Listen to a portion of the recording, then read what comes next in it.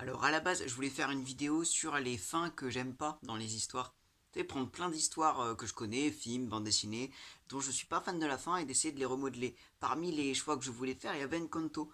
Et en fait, plus j'y réfléchissais, plus il y avait de choses dont je voulais parler sur ce film. Et en fait, je me suis dit, je vais faire une vidéo sur Encanto, ce sera encore plus simple. Donc Encanto, un film sorti en 2019, si mes souvenirs sont bons, film des studios Disney.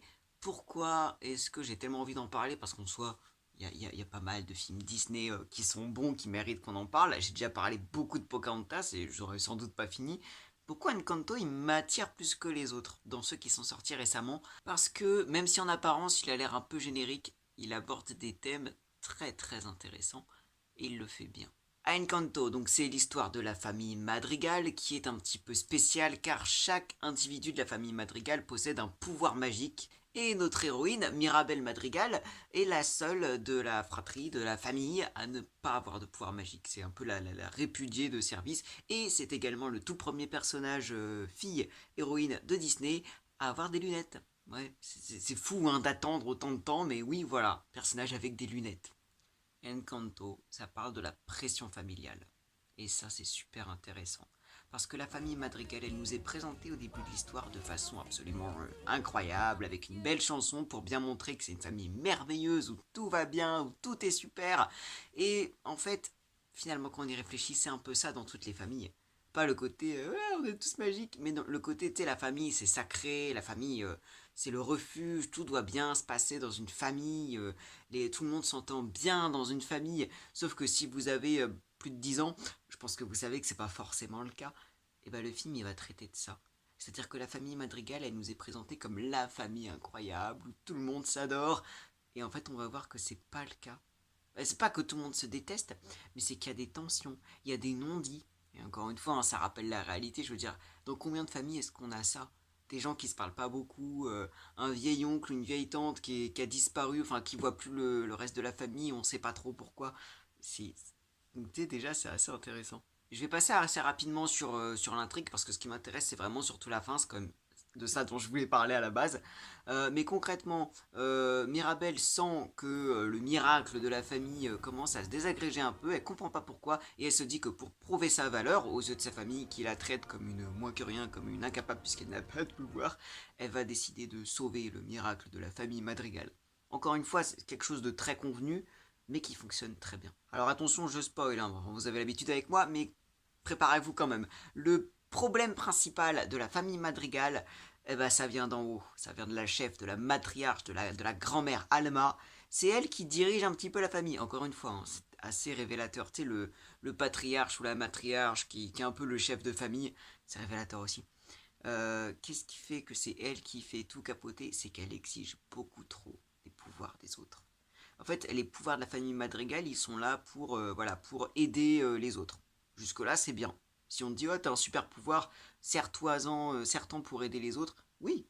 Sauf que là, ça vire à l'excès. Ça veut dire qu'ils n'ont pas le droit à l'erreur. Ça veut dire que chaque membre de la famille doit être le plus performant possible. Et c'est hyper intéressant. En fait, ils ressentent une pression de perfectionnisme absolument tout le temps. Dirigée par l'espèce de grand-mère qui dit ah, vous devez être digne de la réputation de la famille jusqu'à ce que le point de non-retour arrive. Et le point de non-retour, c'est un mariage arrangé. C'est-à-dire que la grande sœur de Mirabel, Isabella Madrigal, qui est un peu la princesse, ouais, je peux faire pousser des fleurs, je parle d'un pouvoir nul, mais bon, c'est encore autre chose.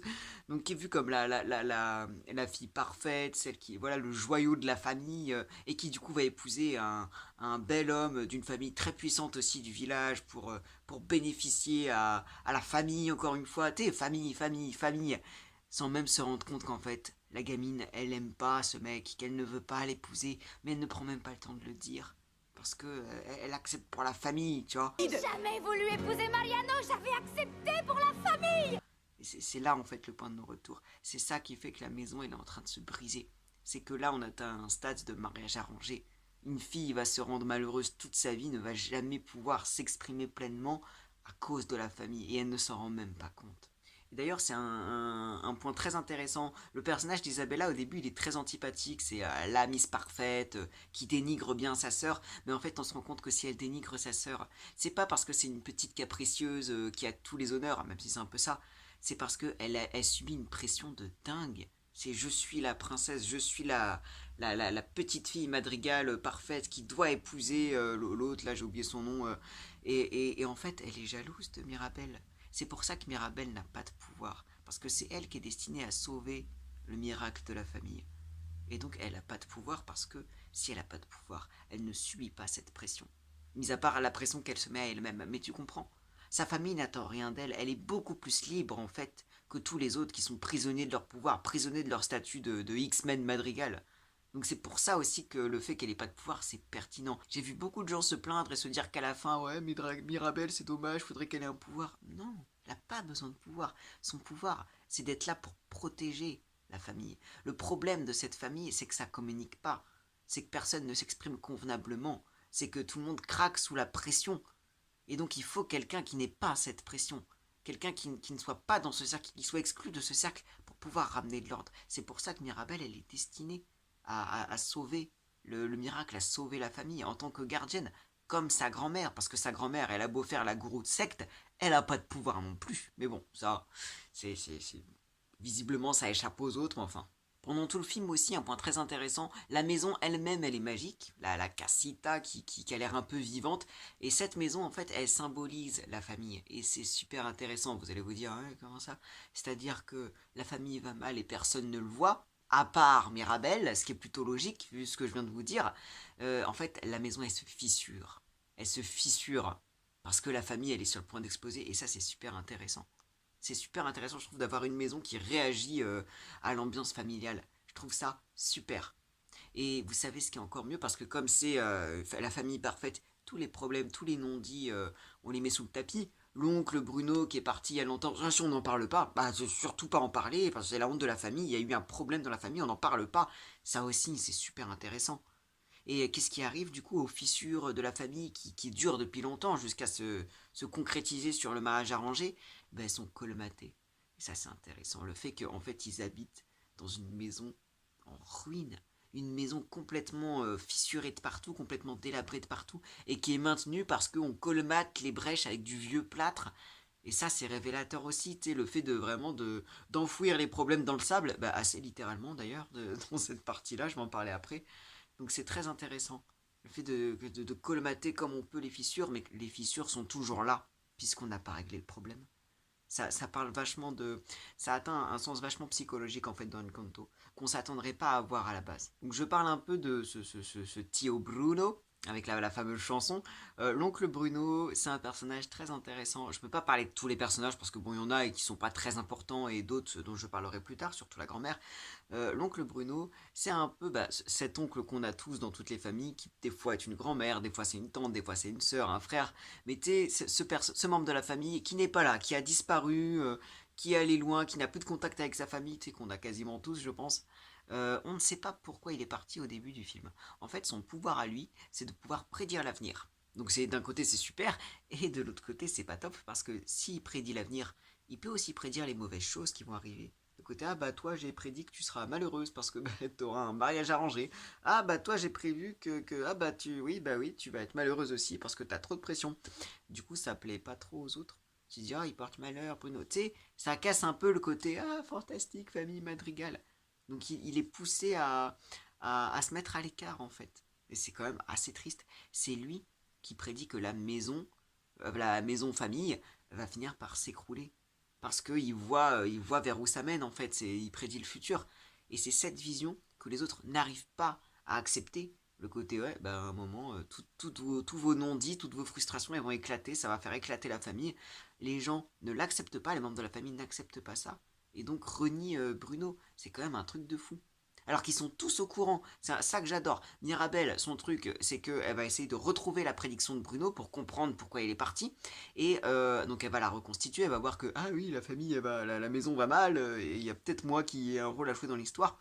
Ce qui me sidère, c'est que tout le monde, à l'image de la prophétie qui est éparpillée en morceaux dans le sable, les autres aussi, ils ont la tête dans le sable. tout le monde dans la famille est au courant de la prophétie. Ben oui, mais oui, c'est pour ça que Bruno est parti. C'est-à-dire que c'est pas qu'ils viennent de le découvrir, c'est qu'en fait ils ont toujours su la prophétie, ils ont toujours su qu'un jour ça allait péter, et je pense qu'ils savent un petit peu au fond d'eux pourquoi, et ils ont rien dit. Tu sais, c'est incroyable. Le refus de voir qu'il y a des problèmes dans sa famille, parce que la famille, c'est le lieu sacré. C'est la famille. Il y a aucun problème dans une famille. Et ça, c'est brillant, en fait. On ne va rien dire. Tu n'es pas entré dans la tour de Bruno. La magie n'est pas en train de s'éteindre. C'est brillant de mettre ça sur la table, littéralement. Encore une fois, il y a plein d'idées comme ça, de symboles, de foutre les problèmes sur la table à la vue de tous, d'enfouir ces problèmes dans le sable. Ça passe super bien. Et c'est des trucs on s'en rend pas compte tout de suite, mais non, c'est vraiment brillant là-dessus.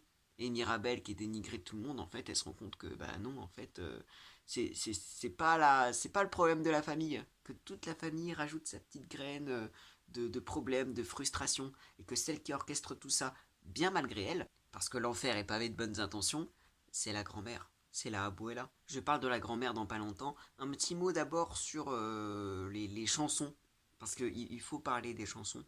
J'ai vu beaucoup de gens sur internet dire que ouais, y a trop de chansons dans ce film.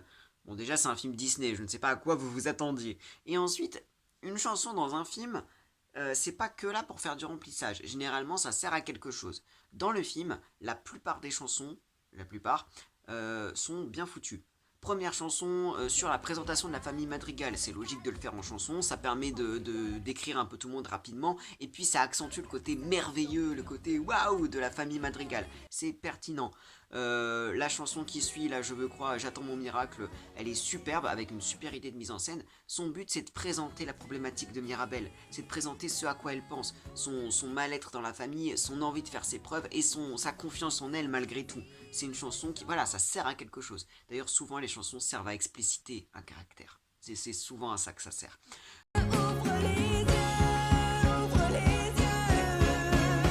La chanson de la pression, qui est la meilleure du monde, elle est là pour expliquer justement ce que ressentent les autres membres de la famille, et elle est parfaite. Vraiment, cette chanson, elle résume tout le film. Tous les enjeux du film sont soulevés là-dessus. La chanson, évidemment, Ne parlons pas de Bruno, est là pour présenter le personnage, le personnage qu'on ne connaît pas, et pourquoi est-ce que, enfin, de voir la vision qu'en ont les gens, donc très intéressant. Dos Luquitas, qui est là pour présenter le passé de la grand-mère, j'en parlerai après. Bref, la plupart des chansons du film, elles sont là pour une raison, et elles marchent hyper bien. Elles sont hyper bien mises en scène. Une chanson, c'est pas juste des gens qui dansent, qui font les cons et qui chantent. Dans beaucoup des musiques du film, on a une vraie mise en scène. On a vraiment un travail de réalisation superbe. C'est vraiment un chef-d'œuvre à ce niveau-là. Et il y a une chanson dont je n'ai pas parlé. C'est la chanson d'Isabella. Oui, parce qu'à un moment, elle finit par avouer que je veux pas épouser ce type, je fais ça pour la famille. Première fois qu'elle s'exprime vraiment. Donc, elle nous fait un coup de libéré délivré. Oui, mais c'est littéralement ça. Cette chanson, elle est pas mauvaise, mais elle sert à rien. Et concrètement, c'est libéré délivré.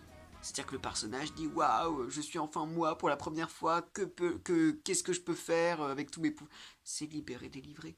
La réalisation n'est pas incroyable, elle est pas mal, tu vois, mais par rapport aux autres, ça fait petit. Et bon, ça n'apporte pas grand chose au personnage. Ouais, s'il y a une chanson qu'on pourrait enlever, à mon sens, sans que ce soit une grande perte, c'est celle-là. On pourrait s'en passer. Il y a aussi une autre chanson à la fin, mais maintenant il est temps de parler de la fin. Parce que le problème que j'ai avec ce film, c'est globalement lié à la fin, à comment ça se résout. Parce que globalement, c'est très bien, c'est un film qui est rempli d'émotions et rempli de moments comiques, il y a un très bon sens du timing comique, les personnages sont très intéressants. La fin, du coup. On apprend le passé de Abuela, et donc en même temps la naissance des pouvoirs de la famille. Donc à travers un clip show très émouvant, on apprend que le mari de la grand-mère s'est fait tuer lors d'une guerre civile, pas tué n'importe comment, il s'est sacrifié pour permettre à sa femme et à ses 3 petits bébés de survivre. C'est de là qu'est né le pouvoir de la famille Madrigal. C'est pour ça que la grand-mère associe ce pouvoir au don de soi, au fait d'aider les autres. Parce que c'est le sacrifice et le don de sa personne, du grand-père, qui a créé ce pouvoir. Et en même temps, c'est ça qui a brisé sa vie, quoi. La grand-mère est en deuil depuis ce jour-là. On apprend beaucoup de choses. Et c'est brillant, en fait. La grand-mère, c'est pas une gourou qui est là pour avoir le pouvoir. C'est un personnage imparfait qui se rend compte de ses erreurs et qui a des motivations très, très, très humaines et très compréhensibles. C'est d'avoir vécu ce traumatisme, ce drame, qui a fait qu'elle est un devoir de perfectionnisme, qu'elle veut peut-être que ses enfants soient à la hauteur du pouvoir que son mari s'est sacrifié pour avoir. Je pense que c'est aussi une façon de maintenir son mari en vie, tu vois. C'est la seule chose qu'il lui a légué, donc elle veut que ça se perpétue.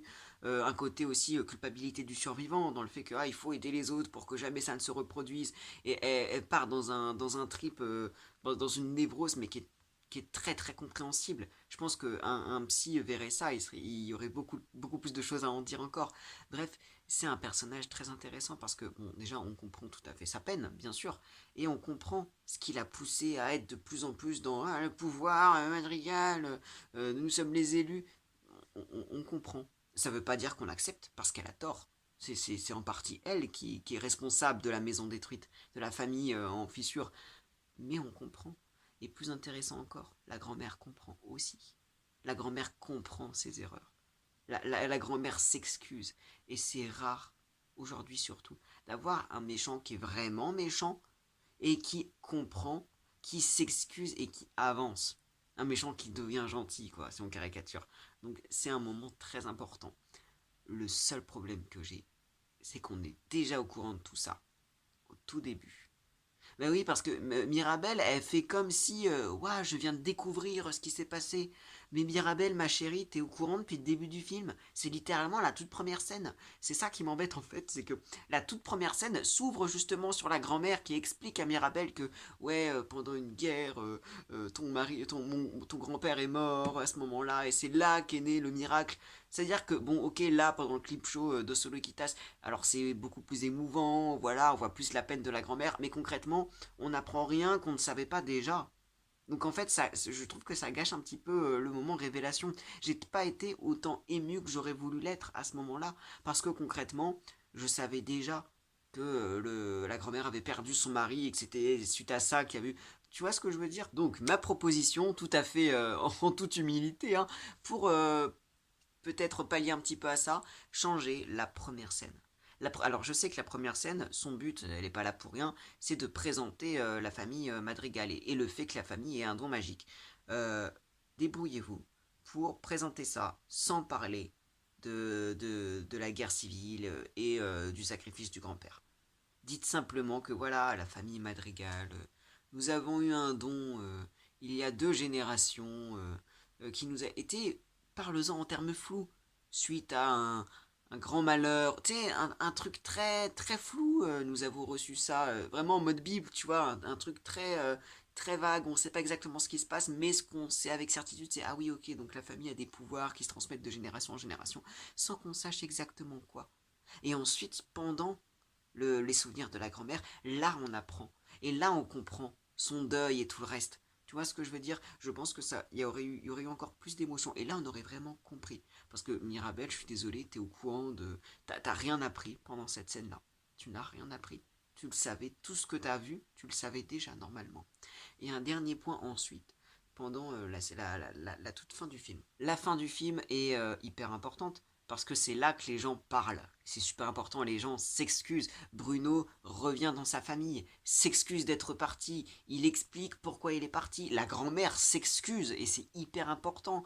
Les gens comprennent que ils ont le droit d'être faibles parce que les pouvoirs de la famille commencent à dérailler depuis un moment, depuis qu'il y a cette histoire de mariage arrangé.